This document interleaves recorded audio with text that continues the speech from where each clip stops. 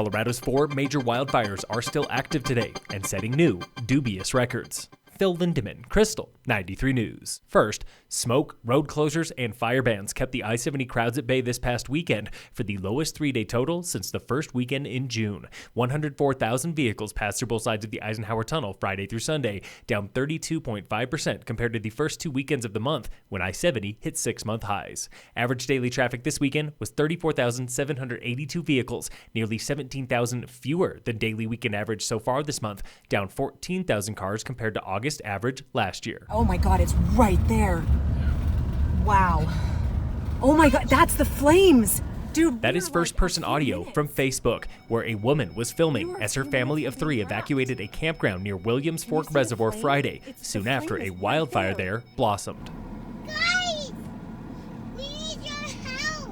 They're helping, sweetie. They're the fire rescue, okay? The woman's family got out safe. The Williams Fork fire has scorched 6,345 acres through last night, still waiting on an update today. Ute Pass remains closed. In Glenwood Canyon, the Grizzly Creek fire is burning on 25,000 acres, about 1,000 acres less than estimated yesterday, but still nearly twice as large as Friday. I-70 remains closed from Gypsum to Glenwood. This is the largest fire in White River National Forest history. And north of Grand Junction, the Pine Gulch fire is officially the 4th largest in Colorado history, growing 12,000 acres since Friday, now burning on 85,000 acres.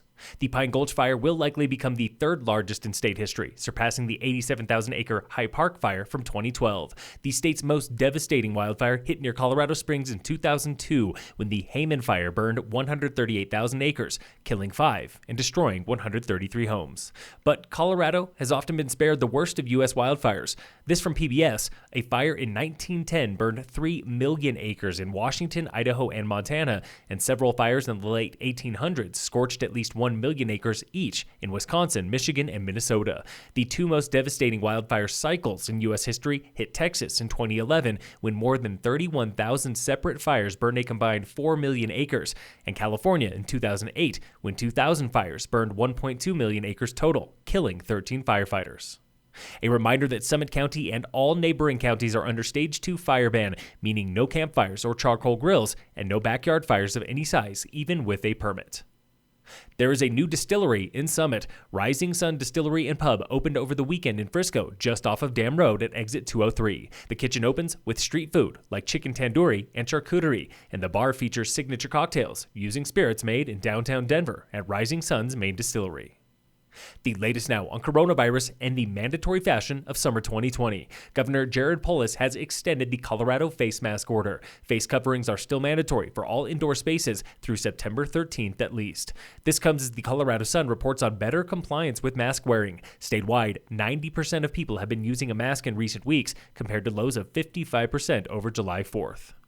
Summit County's resident caseload per 100,000 over the weekend was 36, down 14 points from last Thursday, with a positive test rate of 3.5%, up more than 1 point. Summit Medical Center still sits at 4 patients total, with no COVID admissions since July 26th.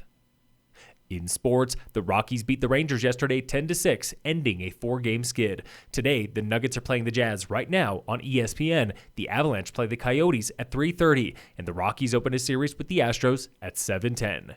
And in local sports, brought to you by American Family Insurance, the Weiss Agency, final race of the Frisco Solo Series ended last Friday on 5.7 miles to the Frisco Peninsula, where Jeremiah Vale claimed his 2nd title of the series, winning the men's and overall race. Sarah Stewart won the women's race. Michael Schamberger, Adam F., Nikki LaRochelle, and Whitney Hensroth complete the podiums. Next race in Frisco is Run the Rockies Road 10K and Half Marathon, planned for September 19th. Frisco is waiting now on permits for a course. Phil Lindemann, Krystal, 93 News.